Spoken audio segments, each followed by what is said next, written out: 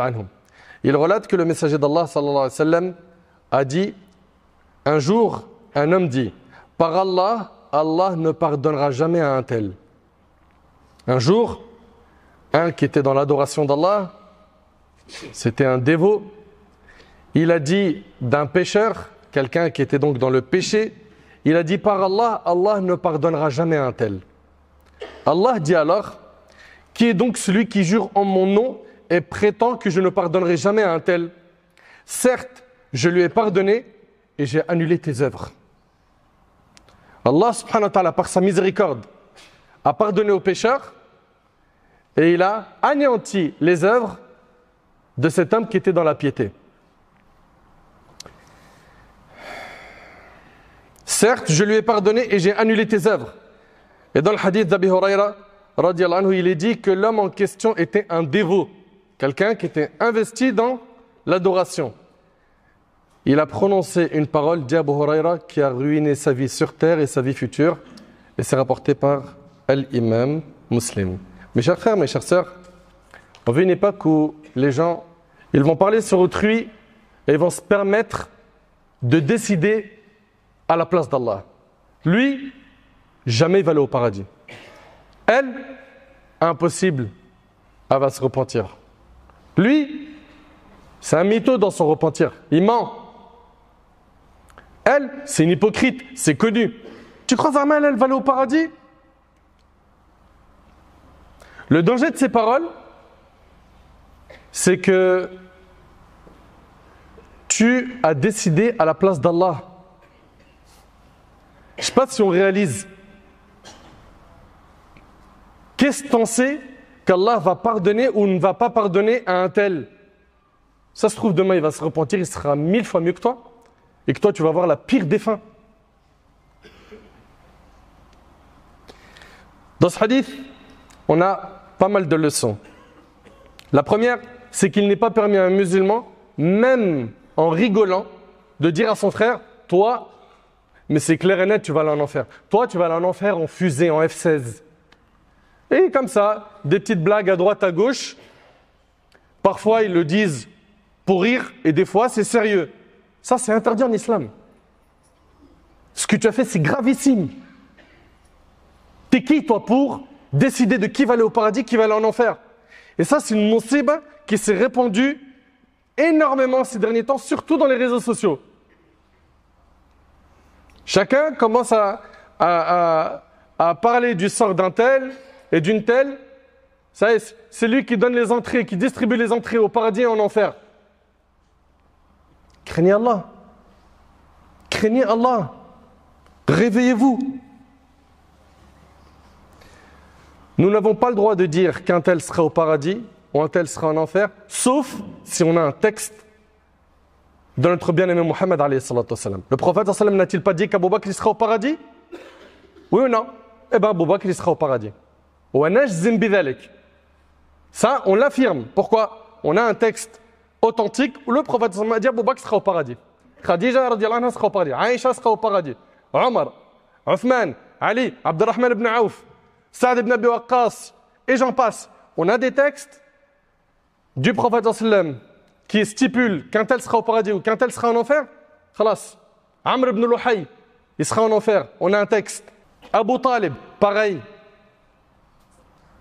Mais venir dire, toi, qu'un tel autour de toi, il va aller au paradis, il va aller en enfer, wa ma yudrik, ça se trouve, il va se repentir. Qu'est-ce que t'en sais? Ça se trouve, il va se repentir avant sa mort. Donc faites-y super attention. Même pour rire, t'as pas le droit de faire ça. Et quand on voit quelqu'un de bienfaisant, pareil. Lui, il est très bon avec ses parents. Lui, il propage le bien partout. Et il vient dire, lui là, mais c'est sûr à 1000%, il va aller au paradis. Qu'est-ce que t'en sais? Qu'est-ce que t'en sais? Qui va mourir sur le chemin de la piété? Qui te dit qu'il ne va pas renier sa foi ou avoir une très mauvaise mort? Qu'est-ce que t'en sais? Ce qu'on doit tirer de ce hadith, c'est qu'on n'a pas le droit de nous prononcer sur le sort d'un parmi ceux qui nous entourent. Il est en vie, tu ne te prononces pas. Il est mort, c'est ton frère en islam, on dit qu'on espère pour lui le paradis, mais dire lui, c'est sûr et certain, il va aller au paradis. Qu'est-ce que tu en sais? Ou bien, c'est un parmi les musulmans, il a fait énormément de péchés. Il a forniqué, il a tué, il a volé, etc. Mais il n'a pas annulé son tawhid, il n'a pas annulé sa foi. Lui, tu as le droit de dire qu'il est en enfer? Ça, c'est pas notre croyance. C'est pas aqidat ahl sunnah wal jama'a. La croyance des gens de la sunna et du consensus, c'est que le pécheur parmi les musulmans, s'il meurt sans s'être repenti des grands péchés qu'il a fait, sans avoir annulé son islam, il est sous la volonté d'Allah. Allah subhanahu wa ta'ala, soit il lui pardonne, soit il le châtie. Il est sous la volonté d'Allah. Et puis, même si on le voit faire énormément de grands péchés, ça se trouve avant de mourir, il va se repentir. On a l'exemple de l'homme qui a tué 100 personnes dans la sunna. Le prophète il nous parle d'un homme qui a tué 100 personnes. 100 personnes. Et s'est repenti, Allah a accepté son repentir. Dans un hadith rapporté par l'imam al-Bukhari, lorsque Uthman ibn Mad'un radiallahu anhu décéda, al-Ala, elle dit que la miséricorde d'Allah soit sur toi, ô Abu Sa'ib. Elle parle de Uthman ibn Mad'un. Elle dit, je témoigne qu'Allah t'a honoré. Vous entendez? Cette femme dit en présence du prophète sallam sur Uthman ibn Mad'un qui est mort. Elle dit, je témoigne qu'Allah t'a honoré. Le prophète sallam lui demanda, et comment sais-tu qu'Allah l'a honoré?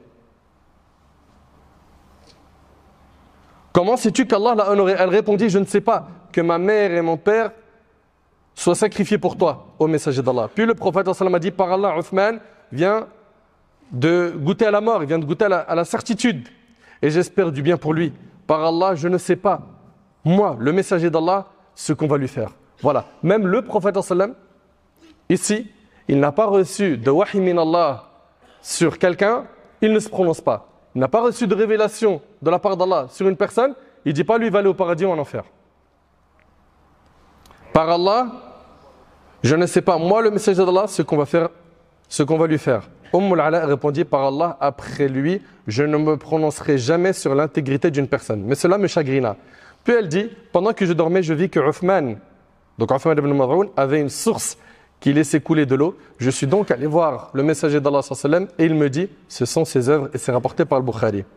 Concernant le premier hadith qu'on a évoqué, celui où l'homme pieux a dit à celui qui n'était pas pieux, celui qui était dans les péchés, Allah ne te pardonnera pas. Dans ce hadith, on y voit une leçon, c'est qu'il n'est pas permis à celui qui est dans la religion, qui s'implique dans la pratique religieuse, de mépriser le pécheur pour son péché. De le mépriser, de l'humilier. Non. Mais ce qu'il faut plutôt, c'est quoi? C'est de le conseiller, de le rapprocher. Et subhanallah, il a été dit, un péché qui nous pousse à nous rabaisser et à nous sentir petits vaut mieux qu'une adoration qui suscite en nous un sentiment d'orgueil et de suffisance, de fatuité. Parmi les leçons, c'est que la personne qui va appeler Allah subhanahu wa ta'ala, quelqu'un qui est dans le péché, il doit le faire avec douceur, avec